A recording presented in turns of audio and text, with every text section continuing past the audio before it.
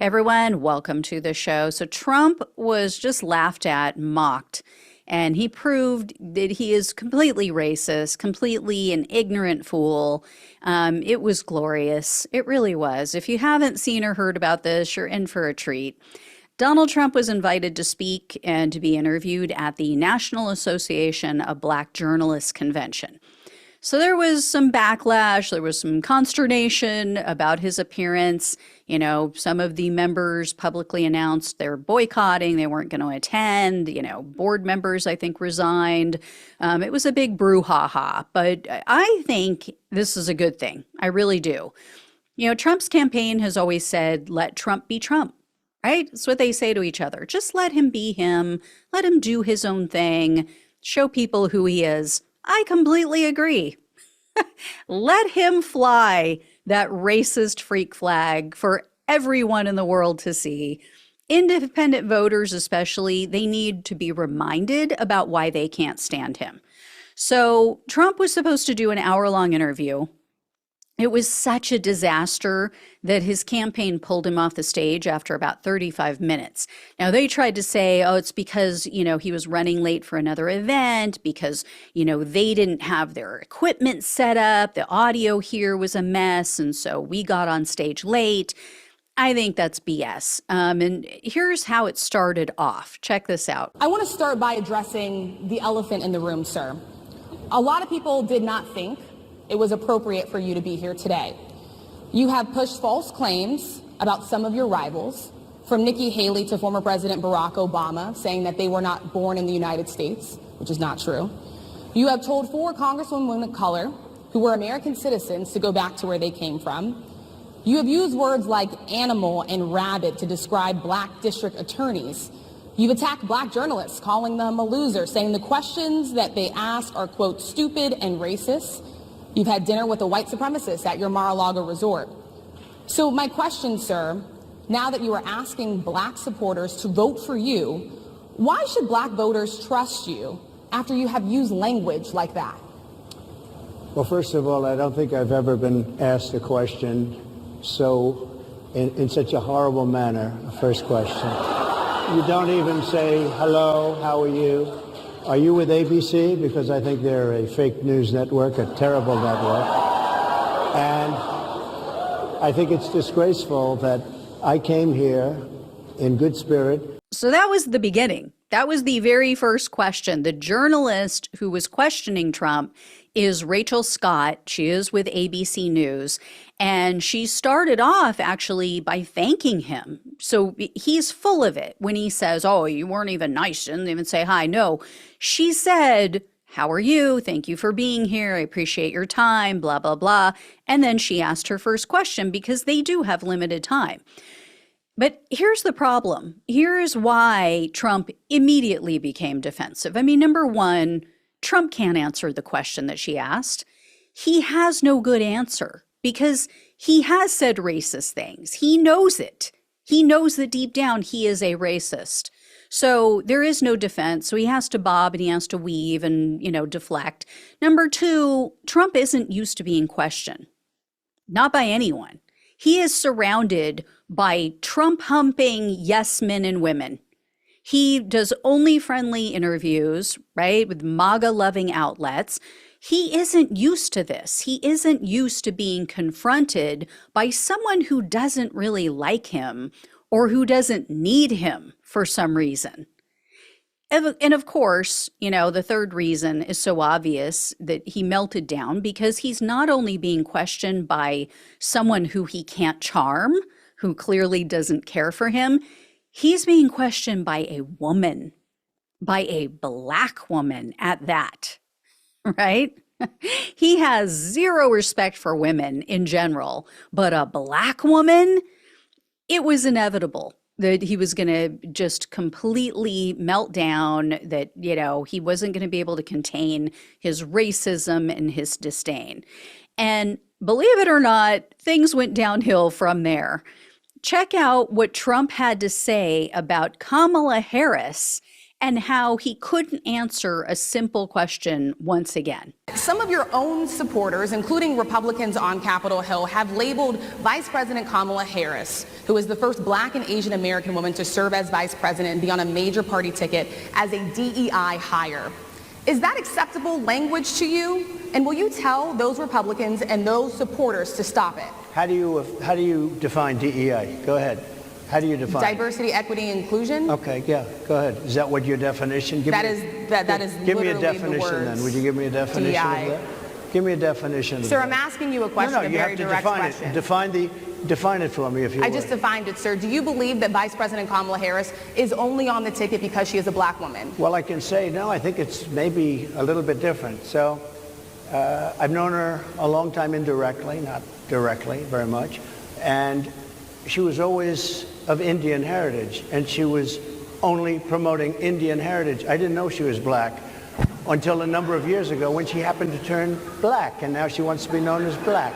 So I don't know, is she Indian or is she Black? She is always identified as a Black woman. I respect she went to a historically Black college. I respect either one, but she obviously doesn't, because she was Indian all the way, and then all of a sudden she made a turn and she became a Black person. Just to be clear, sir, do you believe that she is somebody should look into that too when you continue in a very hostile, nasty tone. Now, of course, Trump has zero clue about what DEI is. Right? I mean, that's obviously why he dances around the question and why he wants the journalist to define DEI for him, because Trump knows nothing about policies or programs. His whole life, he's been just spoon-fed. He's had people wipe his ass for him. They do all the work while he sits around and takes credit for anything positive. He is the laziest man on earth, and everyone who's honest, who has spent time with him, they know it, and they've admitted it. He has never bothered to learn anything, so of course he can't answer a question about DEI. But in regard to Kamala Harris, I mean, just wow, right? Birtherism 2.0 here. That's what this is. And his campaign surrogates are doubling down on this. So Alina Habba spoke at a campaign event after Trump made these ignorant statements about Harris. And Habba implied that Harris is lying about her heritage. So check this one out. I am a strong woman, a mom, a lawyer, and an American.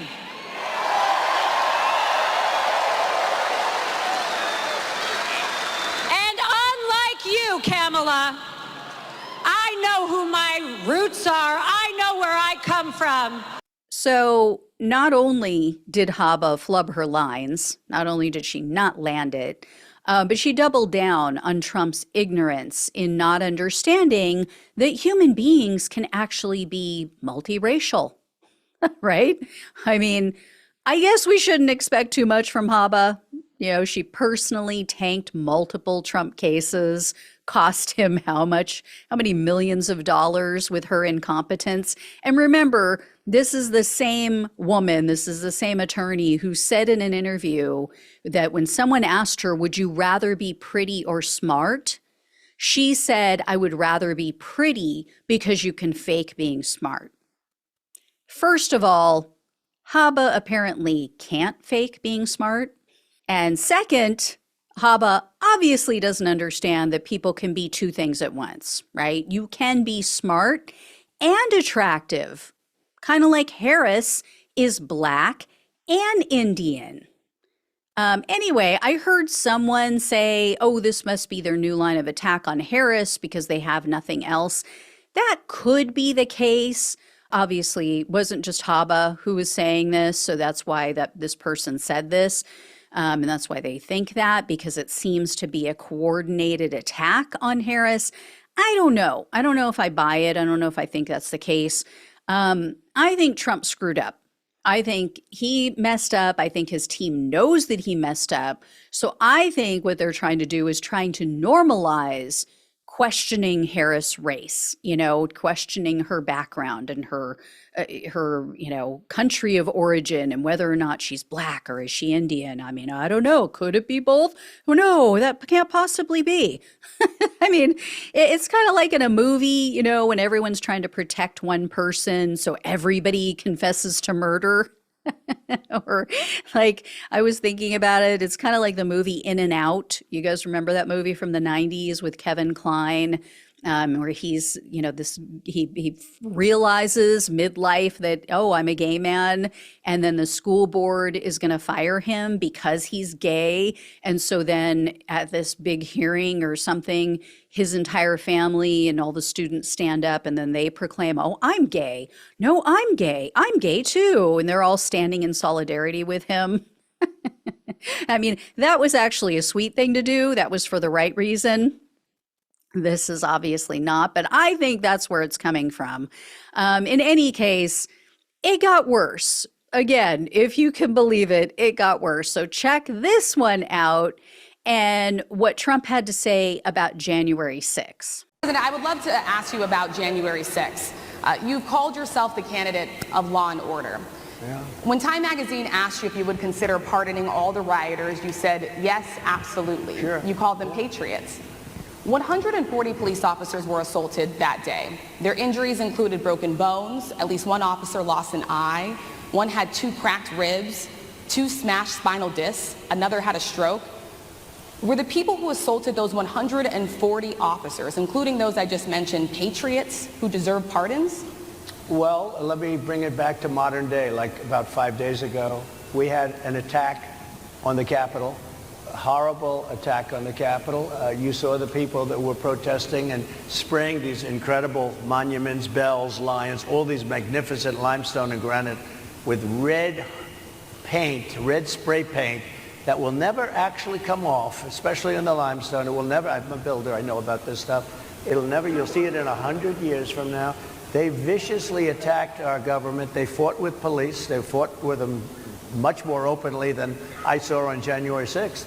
What's going to happen to those people? What's going to happen to the people in Portland that destroyed that city? But sir, my question is on those. What's going to happen to my the people that tried to those rioters who assaulted officers. You have to would you pardon what's those going to people? happen? Oh, absolutely, I would. You would pardon those? If they're innocent, I would pardon them. They've been convicted. And by the way, the Supreme Court just well, they were convicted by a very tough system. So she tells him that officers were gravely injured on January 6th, some permanently, right? The guy who lost his eye, not getting his eye back. And then Trump still says, no, I'm going to pardon them. And he tries to excuse their behavior with something that happened more recent with people painting monuments at a recent DC protest. Because, yeah, that's the same thing, right? That's the same thing as officers, as human beings being beaten and tasered and stomped on and kicked and sprayed with chemicals. That's totally the same thing as an officer losing an eye or Officer Brian Sicknick dying because he had multiple strokes after being repeatedly assaulted by Trump's terrorists. Totally the same thing. And then, to make matters worse, Trump surrogate, avowed white nationalist Laura Loomer, she reminded us of just how racist MAGA actually is. So Loomer posted this that you see here on Twitter yesterday after Trump's disastrous interview. For those listening on the podcast, it says, quote, Donald Trump lifted the ban on blacks and Jews coming to country clubs in Palm Beach, Florida.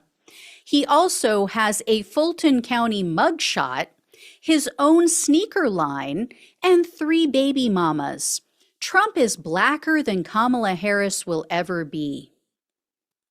Let that sink in for a minute. I mean, first of all, how exactly did Trump lift the ban on black people and Jewish people going to clubs? He wasn't in government. I mean, and second, I mean, the bigger picture, obviously, is what she's saying is that the fact that Trump has a mugshot, a sneaker line, and 3 baby mamas, that makes him black. This is clearly what MAGA thinks of black people. This is who and what they think black people are all about. Really? Wow. Wow. I mean, I have a lot of black friends, and you know what? None of them have mugshots. Not a single one of them gives a damn about sneakers They hardly ever wear them. And none of them have multiple baby mamas. None of them are, one of multiple baby mamas. This is unbelievable. The only thing this proves, Laura, is that Donald Trump is just a lying, cheating, 34-count convicted felon, found liable for sexual assault, pandering piece of shit. That's what it proves. And he's white. He's a racist white man. And here is Laura Loomer's second tweet. She sent out another tweet, which gets worse again. For those listening, again, she wrote, quote, "If Kamala Harris makes it to the White House, Ebonics will replace English as the language of our land." Yeah. Keep in mind, Loomer is someone who Trump has shouted out at campaign rallies lately. He's praised her. He's called her a wonderful person. Yeah. And there's been talk that she might actually get some sort of position in his White House if he wins. Again, let that sink in. This is a woman who's saying, because he has multiple baby mamas, he's black. He's more black than Kamala Harris, who has a Jamaican father. Yeah. And oh, by the way, if she wins, the language of our land is going to be Ebonics. This is the Republican Party. This is the party that idiot that dated Kanye stood up on stage and said was her people. As another multiracial woman with multiracial children. Yeah. Oh, they don't care. They don't care if you're black or white or straight or gay. That's what Amber Rose said. Really? Really? Yeah. Ebonics, Amber Rose. One word for you, Ebonics. All right. I will let you all know if I hear any more, but yeah, not going well. Not going well for Trump and JD, I hate cat ladies without children, Vance. All right. Thank you all so much for watching and listening. Please like this video, share it with everyone you know so they see how truly vile and racist the Republican Party is.